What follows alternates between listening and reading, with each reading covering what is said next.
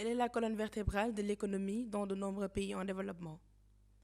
Elle représente environ 25% du PIB des pays à faible revenu et 80% de la population vivant dans une pauvreté extrême en zone rurale.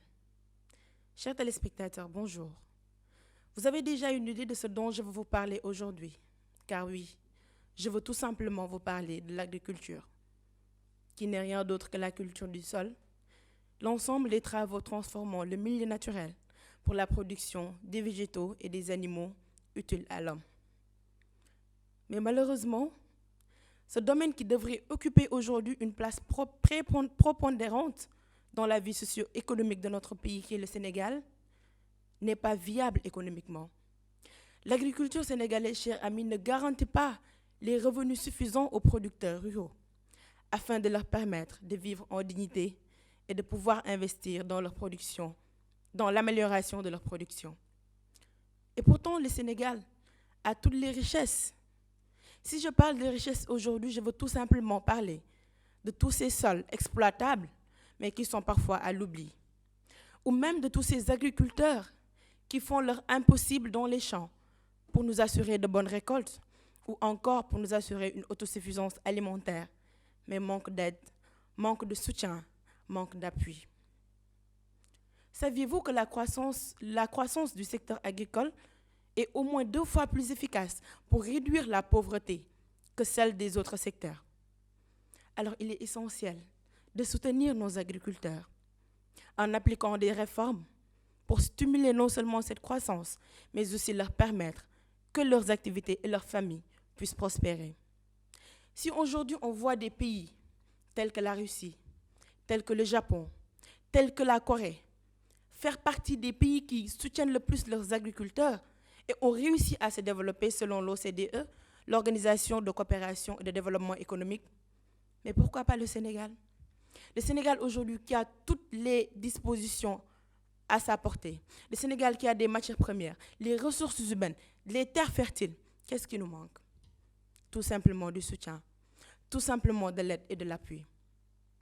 Donc il est temps aujourd'hui, chères autorités, d'aider nos agriculteurs parce qu'ils font un travail remarquable. Par exemple, si on prend l'exemple de l'arachide, de telle sorte que l'année prochaine, tout ça pourquoi? Parce que la production est peu, la production est insuffisante, sans parler parfois prix arrangé. Ils ne s'en sortent pas. Ils n'arrivent même pas aujourd'hui à assurer eux-mêmes leur autosuffisance alimentaire. Donc, chères autorités, je vous appelle à nouveau à aider nos agriculteurs. Parce que l'agriculture, pourquoi pas revoir le système, ramener l'agriculture du secteur primaire au secteur tertiaire. Parce que si aujourd'hui tous ces pays sont parvenus à se développer, c'est parce que l'agriculture est au niveau du secteur tertiaire. Donc l'agriculture est très, très importante. Mais aussi, les familles, les ménages. L'église, il y a un espace un espace pourquoi pas ne pas tâter le terrain? Essayez de voir apporter.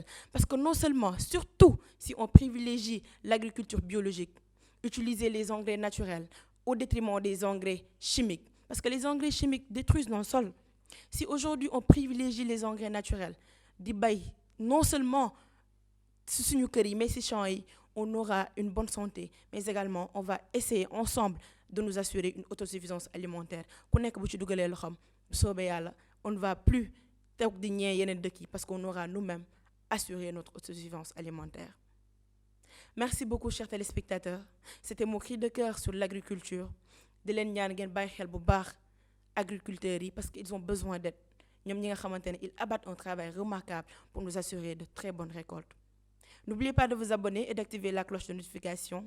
À bientôt sur un nouveau numéro de Cri de cœur, coup de cœur.